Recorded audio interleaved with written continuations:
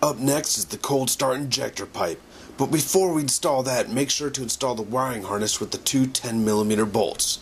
Also make sure to connect everything up, including those fuel injectors.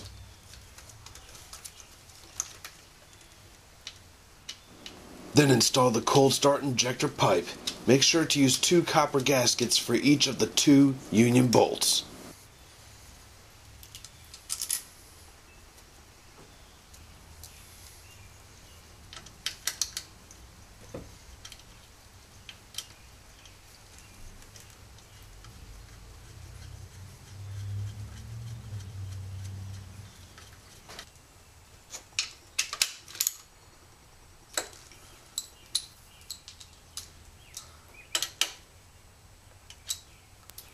We are making progress. Next up is the throttle body.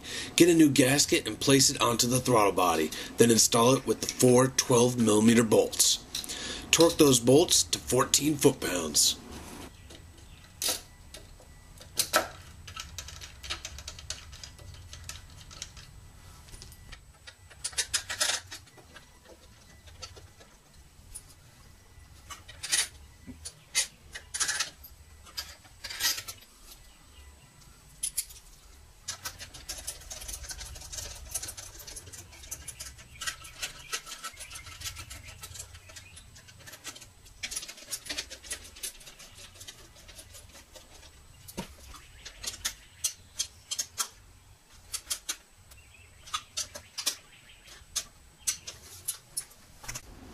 Before bolting the cruise control actuator assembly back down, connect the electrical connector. It's much easier to connect it first.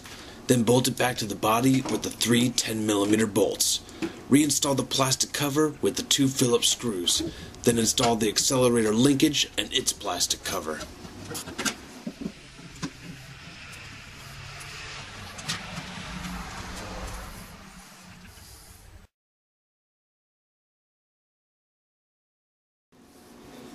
After bolting down the throttle body stay with the 2 12mm bolts connecting to the throttle body and the 2 long 10mm bolts connecting to the head, you can install the throttle body inlet pipe.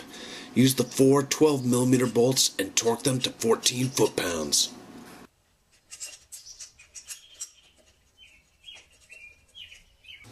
Now install the passenger side engine hook. Yeah, the one with about 1,000,000 bolts in it.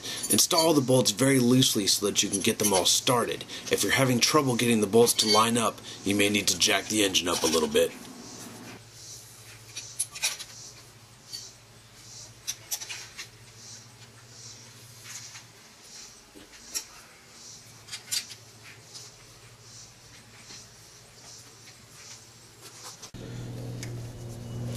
If you're lucky enough to have a sweet, yummy external wastegate, now is the time to connect the vacuum and boost reference lines up.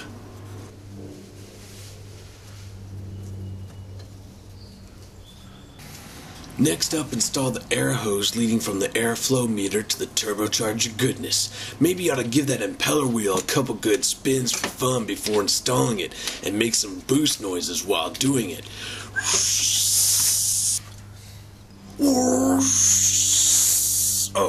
Sorry, I was still simulating boost. Reconnect all the hoses such as the crankcase vent hose, the air hose from the number 2 air tube, and the bypass valve hose.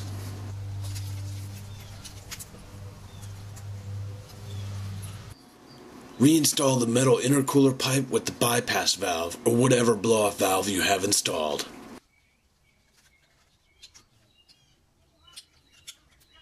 Reconnect the other intercooler pipes. On this MR2 turbo, we have the Greddy intercooler kit installed.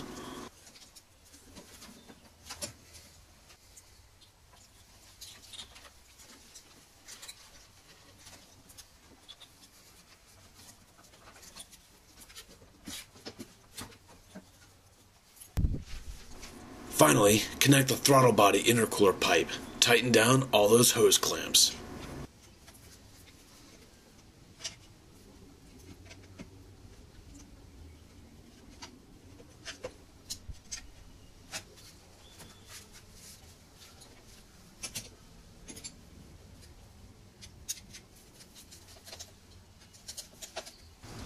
Now install the distributor cap with the 2 Phillips screws. Does that rotor look a little off to you? Yeah? Kinda like it's not seated right? Well, turns out it was, and we'll show you the consequences of installing the rotor incorrectly. Whoops. Hey, check it out. This thing looks like a complete 3SGT engine again. Alright, we're nearly done. Fill that badness up with coolant. I use a 50-50 mix of red Prestone coolant. Fill it up slowly as there's going to be a lot of air in there. You've got a radiator up front and an engine out back after all. It's best to use a funnel, then you can overfill it some while you bleed the air out of the front 2 air bleed valves. Refer to Lovehorsepower.com for complete coolant filling and air bleeding instructions.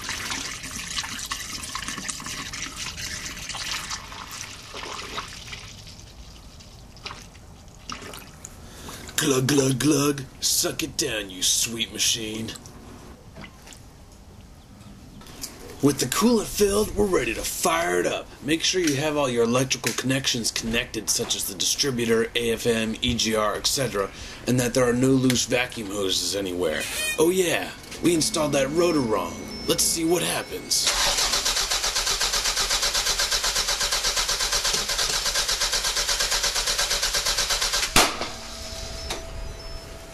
Now about at this point is where I freak out wondering what the hell I just did. But you don't need to see that. We know it was the distributor rotor.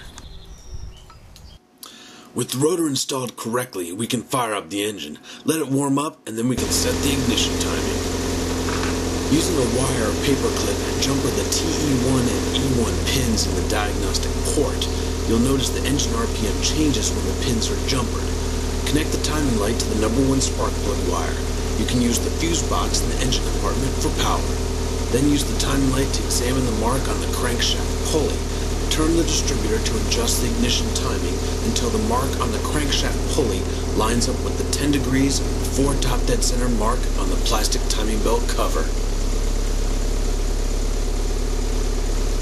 Then once you have it set correctly, tighten down the 2 14mm hold down bolts on the distributor. Check the ignition timing again with the timing light, and if it's correct, you're done. Reinstall the engine hood with the 4 10mm bolts.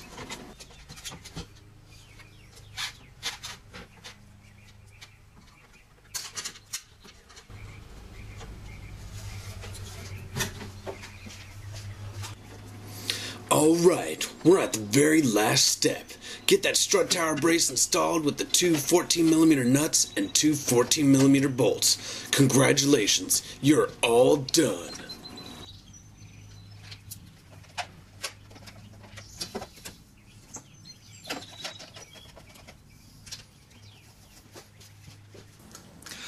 Alright, with the new head gasket installed, the coolant refilled, the air bled, and that ignition timing set, you are so ready for getting on it and building boost. Now, I don't really believe that this is an over-the-weekend type job.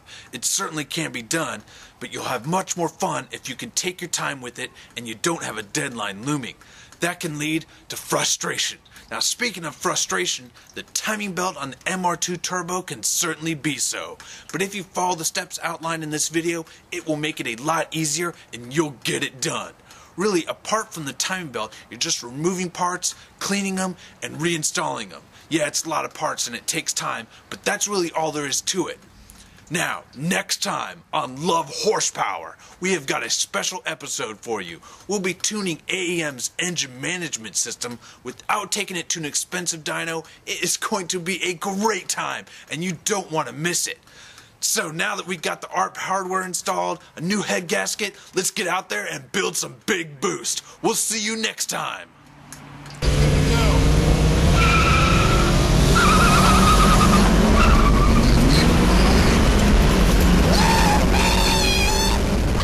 Taking it to an expensive dyno. Shoot. Gasket installed and the ARP hardware ready. So screwed this up.